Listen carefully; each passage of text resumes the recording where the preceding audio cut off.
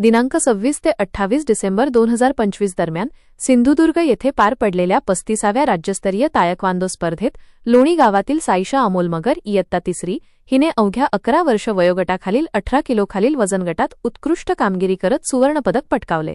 आपल्या दमदार खेळाच्या जोरावर तिने प्रेक्षक व पंचांचे लक्ष वेधून घेत अहिल्यानगर जिल्ह्याचे नाव पुन्हा एकदा उज्ज्वल केले आहे। या उल्लेखनीय यशाच्या जोरावर साईशाची दिनांक 11 ते जानेवारी 15 दरम्यान दिल्ली येथे होणाऱ्या राष्ट्रीय तायक्वांदो स्पर्धेसाठी निवड झाली आहे। कमी वयात मिळवलेल्या या मोठ्या यशाबद्दल क्रीडा क्षेत्रासह शैक्षणिक व सामाजिक वर्तुळातून तिचे सर्वत्र कौतुक होत आहे। या यशामध्ये साईशाच्या पालकांचा मोठा वाटा असून त्यांनी दिलेले सातत्यपूर्ण पाठबळ मोलाचे ठरले आहे। तसेच प्रशिक्षक निकिता लकारे मॅडम व महेश मुरादे सर यांनी घेतलेले मार्गदर्शन या यशामागे महत्त्वाचे ठरले आहे।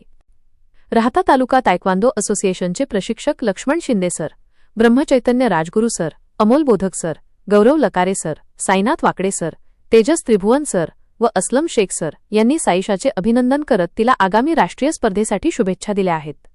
वृत्त संकलन विभाग, विजन प्लस न्यूज, लोणी।